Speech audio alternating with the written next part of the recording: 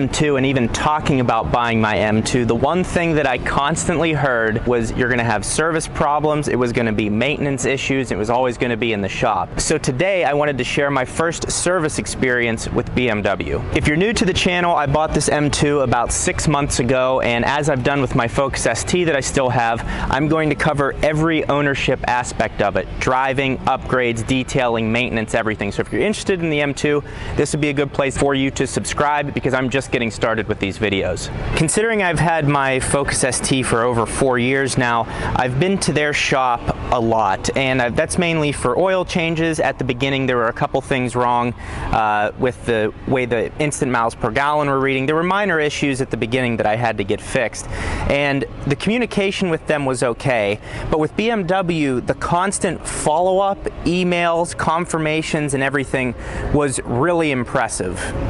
The other thing that I was promised when I was at Ford, and I don't mean to be constantly comparing this between Ford and BMW because I understand they're two different levels of cars, but I was promised things that never happened. For example, I was told that because I bought it at this dealership that I would be able to get a loaner car every time that I needed it. The truth was that anytime I needed a loaner car, they never had one and weren't willing to make anything work for me. What I will say is when I took it in to get my radiator replaced in the Focus ST, they were willing to recoup me for the cost of a rental car for up to $28 a day, which that was nice, but for the most part, any maintenance that needed to stay overnight for, I wasn't able to get a rental car. With the M2, I was able to get, they just had a whole lineup of cars sitting there for me. They said, "Sir, we know you're busy, we know you have to keep working, we're gonna take care of you." They're like, "Normally we don't give out loaner cars for this, we just wanna make sure we're doing it right." The reason that's important to me is because yes, it was just an oil change. It took about, I think, 2.5 hours for them to get it done, and they called me, but I had things to do for work and I needed to keep my day going. The fact that they were able to say, "Okay, that's fine," I took the car, I filled it with fuel, I brought it back, and it was great. And that initial impression, even though I bought this car secondhand in a private sale, I didn't even buy it from that dealership. It's a 2018, it's still under warranty, so they took care of me like I bought it from the dealership, like I was part of their team or a customer of theirs. That's how they treated me, and that's one thing with Ford buying a brand new car that they never delivered on. The other thing that BMW did that was very interesting that I had never seen before was they sent me a video that you can see in the bottom right hand of your screen right now of the underside of my car, checking up on all of the, how's the differential look? Are there any leaks under it? How's the exhaust look? Are there any leaks? They checked everything, and they sent me a video verifying all of that, just giving you the peace of mind that, hey, everything looks good. Here's your tread depths. They put the little machine up and they showed the tread depth, the little gauge. So all of those little details really gave me the peace of mind that they are looking out for my best interests and taking care of the M2. So down the road, I'm sure there's going to be a bill on this car that is obnoxious and there's something I need to repair, but the fact that they are putting in this effort this early on to show me value and that they are taking care of the car, they're covering every little aspect, and then showing me that and educating me on it brings me value, which makes down the road issues not as big of a deal. And plus, this is a car I want to keep for a long time. All of the maintenance being done to it is done properly. The next thing that we covered was the extended warranty. I talked to the service manager who took care of me for this trip to the dealership, and he just said, "Hey, are you interested in any extended warranties on the car?" I said, "Yeah, I'd like to look at the options." So we went through all the options, and he goes, "How much are you going to drive this car?" I said, "Well, it's a secondary car. There's going to be some years where I maybe only put 4,000 or 5,000 miles on it. There's some years maybe I'll put 10 on it. I really don't know." And I told him I don't even know that I plan on taking it to the track, mainly just canyon runs. And he said, "Well, based on what you're telling me," he goes, "some of these warranties are just going to be overkill for you. Their top end warranty is like $7,500, and that replaces like the brakes and rotors for you. So even wear items, not tires, but brakes and rotors, which on this are a $2,500 job. That's without maintenance. So there are maintenance packages that you can get that last up to 125,000 miles if you just want to have fixed expenses on your car. So that was very appealing to me as well, but he's like, you still have warranty till October 2021. I say we just hold off until then, and then you make the decision at that point.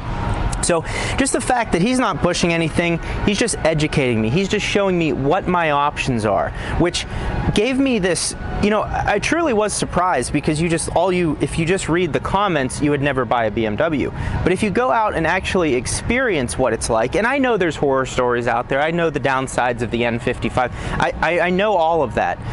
But at the same time, you can't let that stop you from enjoying a fantastic car. And this first service experience just kind of proved all of that wrong. The dealership was willing to take care of me. They wanted to make sure everything was done properly. They took care of me like a customer, and like I bought it from their dealership, which in the future, if I ended up buying a new BMW, or if they have something on the lot, they actually have a Supra on the lot right now that had caught my eye. But it gave me full trust in that dealership, and that they have my best interest at mind.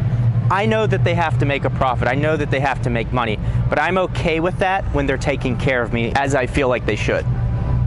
Now, I don't want this video to come off as me just bashing Ford and talking about how great BMW is. That's not my point at all.